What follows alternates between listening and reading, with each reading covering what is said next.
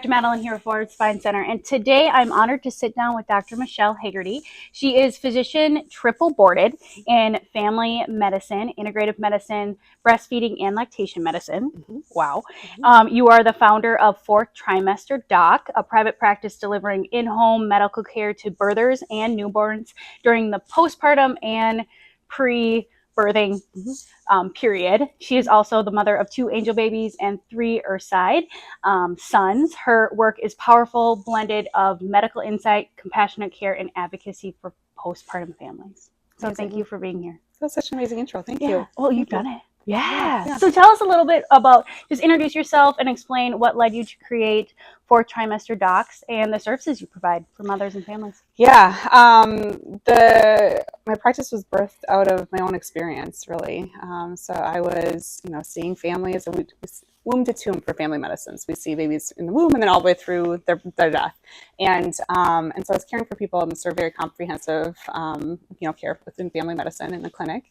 And then I had my own babies and I realized, wow, there is not much support in the postpartum period.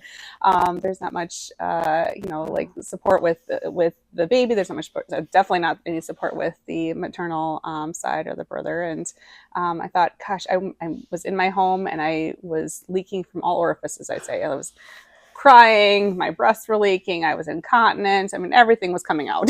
And I'm like, I do not want to put on pants and go into the clinic. And I can't believe I make my own patients do the same. So I sort of had this vision of what a practice could look like and created it. Awesome. Yeah. What services do you provide? Yeah, so we try to be very comprehensive. So everything for the mother or the birther and also everything for the newborn as well. So it's all the weight checks, jaundice checks, the well child checks. We'll even do the vaccines in the home at the 2-month visit. Everything is sort of comes to them for the pediatric side. And then the maternal side will do the lactation support, mental health support, the physical recovery, the preparation for changes in relationships, sort of everything to support them in the transition into parenthood and their transition with their bodies. So you support them before? So we start with postpartum planning. Yep, in the 3rd trimester. So typically around 30 to 36 weeks or so, we'll see them and do just a postpartum planning session where we'll talk through nutrition, relationships, mental health, sleep, and just sort of all these changes that are going to happen postpartum. We talk about how, prepping for the birth and not postpartum is like prepping for the wedding and not the marriage, right? Like it's really important to prep for that postpartum time and that beyond just the event, the big event of the birth or the marriage. So there's so much to it too. There's so much to it. So much to it. Yeah. And you also offer this unique in-home visit service. Yep. So how the home environment can impact physical healing. Mm-hmm. Can you provide, how do you see that influence the recovery during the 4th trimester? Yeah, it's huge. I think, there's so much that the home gives. I mean, it's just, the sacred space, is a place of safety. And there's also, you have your own stuff there. So when we're having a visit, I'm able to see, what are the positions that you're breastfeeding in or lactating in, or chest feeding? What are the, where are you sleeping? What is that looking like? Where's baby sleeping? How are you able to connect with and you get up in the middle of the night and do all the things, right? What does the nursery look like if you have a nursery? What does your postpartum recovery space look like? So we talk a lot about I call it the postpartum sanctuary. So the space where you're spending a lot of time, right, in that postpartum period, and you want it to be this space of healing and goodness and warmth and snuggles and I call it hygge. Do you hygge the term? Mm-hmm. So it's a Danish term that means cozy. And so I want that space to really be hygge. We want it to be everything soft blankets, soft lighting, plants, fresh, outside light coming in, things so that healing. Very healing. Mm-hmm. Exactly. You want things that you're surrounded by things that you love and that make you feel good. and not just that, sort of this, bland space. If you can try and prep yourself for that. So You talk a lot about the insight of the identity shift of matrescence. We often see the emotional transformation manifest physically. Can you explain what matrescence is and how you help women navigate that shift in a way that's both emotionally and physically supportive? But matrescence is the birth of the mother. That's what the definition is. And it's really this, you think about all the things that happen in this transition. It rhymes with adolescence. So you think about the transition with adolescence. So mental changes, the physical rate changes, the hormonal changes, the relationship changes, how we present to the world, how the financial changes. I mean, all these things sort of shift, right? That same thing with matrescence. It's this huge identity shift that happens, both like mentally, spiritually, emotionally, physically. I mean, all these things, like I said, financially, we have like even our relationship with our parents. So like we were a daughter, right? Or a child. And now we are a parent, and now our parents see us as a parent, and we have to then are raising our children in our own way, maybe different than what our parents did. So we have to have that shift happens, right? We're planning for the future, so we're changing the way we maybe save our money. We have we present to the world differently. Now we're a mother, right? And so people maybe treat us differently. We the physical changes, right? So now we may be lactating, we may be like our hips change, or like all these things, all the physical stuff, hair falls out, right? All these things shift, and so we're navigating all of that, and there's so many things that go with that, and then of course the emotional stuff too, and so how do we support people in that transition, in that shift? And there's really just not enough. There's not enough research. There's not enough support out there. And really we need more people doing the work that really supports people in allowing them to, thrive in this space. And then the emotional component too. It sounds like you're an advocate for supplemental support in terms of ashwagandha and all the completely. Yes. Yeah. I definitely use a lot of herbal supplements. I think there's a lot of really rich history there that can be very lovely in supporting people in the mental health space.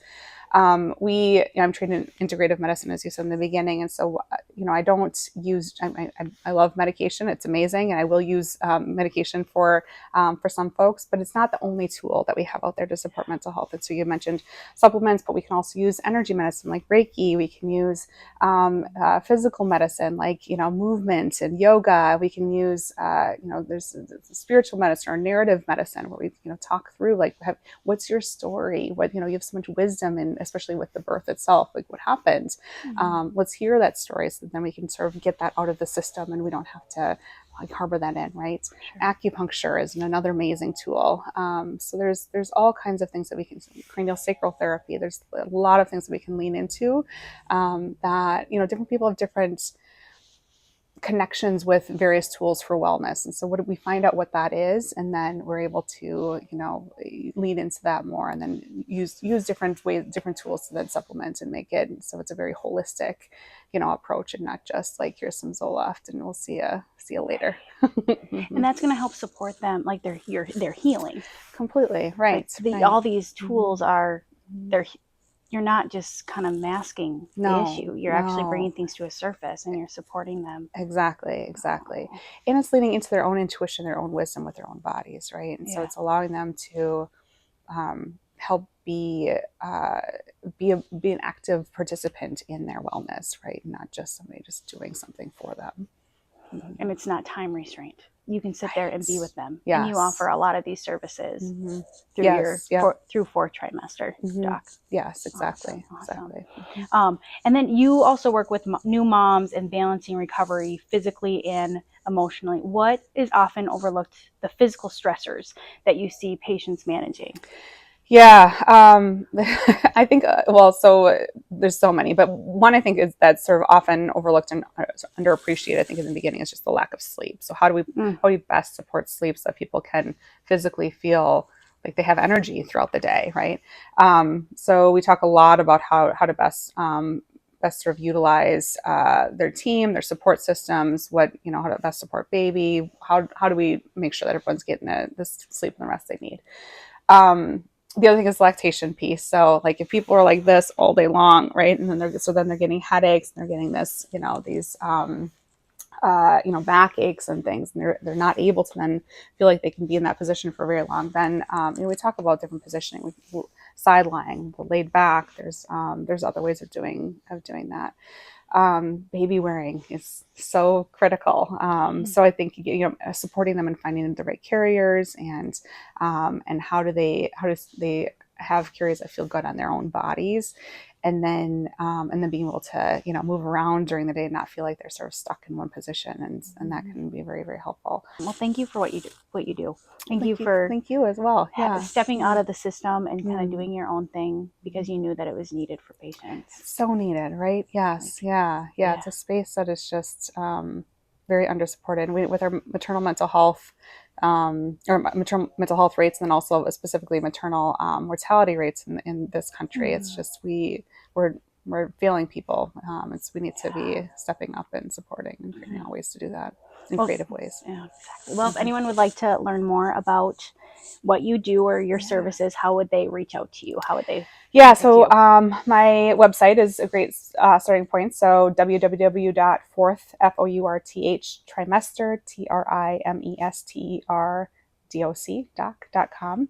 I'm on Instagram at Fourth Trimester Doc, Facebook Fourth Trimester Doc, TikTok. I'm on YouTube, LinkedIn. So all of the main ones. So happy to be a connection. Yeah. Well, thank you for what you do, and I highly recommend anyone that's having a baby or even thinking about having a baby and would like to have a little bit of extra support during that fertility phase. Yes, absolutely. Yep, happy to support. Yep. Yes. Thank you for coming and sharing your knowledge with us, your time, thanks for having me, and your inspiration. Awesome. Dr. Madeline here at Fourth Spine Center. Thank you for allowing me to be part of your health journey.